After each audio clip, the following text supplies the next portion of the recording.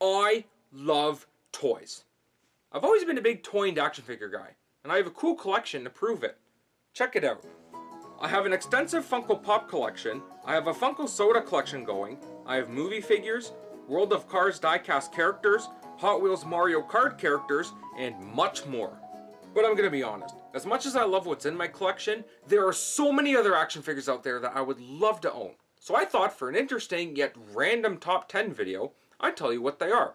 So without further ado, please enjoy the Film Freak's Top 10 Action Figures I'd Love to Own. Number 10. Disney Toy Box Figures. Disney Infinity was an interesting game when it first came out. I was never into other Toys to Life games like Skylanders, but I like Disney Infinity because of those little figurines you need in order to play the game. I would often wonder what they'd be like if they were posable action figures, and you know what?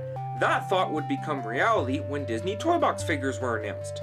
Sold exclusively at the Disney Store, the line includes 4 waves: a regular Disney characters wave, a Pixar wave, a Star Wars wave, and a Marvel. Each figure stands 4 to 6 inches tall, are fully articulated, they come packaged with either accessories or other characters, and all of their designs are either from Disney Infinity or based on the game's art style. I already have Woody and Buzz from the Pixar wave, and I've wanted to get more characters. Unfortunately, 2 Disney stores that were in my area went out of business last year, and since then I've been trying to see where else I can buy these figures without having them be overpriced on Amazon or eBay. Number 9. Jada Metals Figures. Since 1999, Jada Toys has been known for making collectible scale model cars, RC vehicles, dolls, and action figures. Sometime in 2016, they started producing a line called Metals. Scaling 4 inches tall and having little to no articulation or posability, the line mostly features super stylized versions of Marvel and DC characters, but it also includes the Power Rangers, Teenage Mutant Ninja Turtles, Ghostbusters, Street Fighter, and a few others. And the reason they're called Metals? All of the figures are made of die-cast metal. I used to see these all the time at Walmart, but not once did I ever consider buying any. I think because they were made of metal and not plastic, I never found them all that appealing. But I've heard some pretty positive things from toy collectors about the look and quality of these figures, and seeing all the different characters that were made, now I want some. Number 8. NECA Cheech and Chong Figures. Cheech and Chong are one of my favorite comedy duos, and in 2002, they got the action figure treatment when NECA, as part of their Real Toys line, produced a small set of Cheech and Chong figures based on the movie Up in Smoke. The set included 4 figures, 2 of them being regular versions of Cheech and Chong's Pay-Your-Own-Man characters, and the other 2 being of them in their Alice Bowie costumes. I first heard of these figures back in 2011, and I've wanted to add them to my collection ever since. Although NECA did an awesome job with them, I'd only get the regular versions of Cheech and Chong. They appeal more to me than the Alice Bowie ones do, and I just like how they look. Sadly, these figures are a little hard to come by these days. On eBay, they're way overpriced and have more of the Alice Bowie versions than the regular ones. And Amazon? None to be had. I keep hoping whenever I go somewhere old movie-based toys are sold, I'll see them. But so far, I've had no luck. Number 7. Playmates Space Jam Figures. Space Jam is another one of my favorite movies, and a few years ago, I heard Playmates in 1996 produced a line of Space Jam figures to coincide with the movie. The line included a bunch of figures, such as 2 packs featuring either Michael Jordan or a Monstar with a Looney Tunes character and a couple accessories, a Moron Airship which came with 5 of the Nerd Lux, a triple play 3-pack featuring Michael Jordan and his basketball, baseball, and golf gear, and a few others. The 2-pack figures are what I'd love to own. They may look basic out of their packaging, but man, they look fun to play with. I'm willing to bet that there were kids back then who loved the movie, immediately went out and bought the figures, and had a blast playing their own Toon Squad vs. Monstars games with them.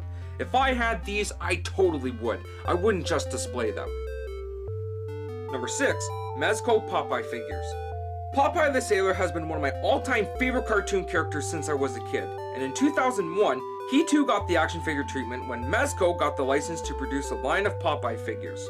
The line mostly featured different variations of Popeye and Bluto, but it also featured Olive Oil, Wimpy, Sea Hag, Pappy, and Alice the Goon. Each figure came packaged with a bunch of accessories, and some even included another character. I was fortunate to get my hands on a few of these figures. Sadly, I have no idea what I did with them. All I have left now is this version of Bluto in his white sailor outfit. I'd love to get my hands on this entire line again because these figures are super cool. I still remember how excited I was the first time I bought them, and it kills me that I don't know where they are now. Number 5. Playmates Earthworm Jim figures. I friggin' love Earthworm Jim. Earthworm Jim 1 and 2 are my favorite games on the Super Nintendo, and sometime in 1995, to coincide with the animated series, Playmates produced a small line of Earthworm Jim figures. The line featured 8 figures, each being 2 packs including a 5-inch character, a smaller sidekick, and some weapon accessories, and 1 vehicle, Jim's Pocket Rocket. These ones may look basic out of their packaging as well, but super fun to play with. I own quite a few video game characters in action figure form, and I've been on the lookout for Earthworm Jim figures for a few years now. This line would go great in my collection, and I'd have a blast creating my own adventures with them. Although there were only 8 figures released, I wouldn't get all of them. The only ones I'd pass on are the Battle Damage and Deep Sea versions of Jim. They're great looking figures, mind you, and I like how detailed the Battle Damage one is. But as long as there's a regular version of Jim available, I'm just going with that one. Number 4. Bruce Lee Fanatics figures. Bruce Lee has been immortalized in the form of many different action figures. Over the years, companies like Diamond Select, Mego, Hot Toys, and Funko have all produced their own figures. Some of them look really cool, and others, not so much. Sometime in 2012, the company that made those UFC Ultimate Collector figures produced Bruce Lee Fanatics, a small set of figures featuring Bruce's iconic looks from his movies. Standing 6 inches tall and with very little articulation, the set includes Bruce in his yellow tracksuit from Game of Death, this flexing pose from Way of the Dragon, his scratched up look from Enter the Dragon, and this pose from Fist of Fury. I used to see Bruce Lee Fanatics all the time, and I never thought of picking them up as well. It's too bad because these are awesome looking figures, especially that Enter the Dragon one. But I wasn't really much of a Bruce Lee fan then, so I shied away from them. Now being a fan, I definitely want to go back and add them to my collection. Number 3. Bucky O'Hare figures. Bucky O'Hare is one of my favorite comic book characters. Created by Larry Hama and Michael Golden, he was first introduced to readers back in 1984. The Bucky O'Hare comics told the story about an intergalactic war between the United Animal Federation and the sinister Toad Empire. It was such a hit that Bucky's fame expanded to an animated TV show, video games, and of course, action figures. 2 different Bucky O'Hare toy lines were produced, one from Hasbro in 1991 and the other from Boss Fight Studio in 2017. Although both toy lines are great and the Boss Fight Studio figures are a bit of an update, I'd get my hands on both sets. But here's how I'd do it.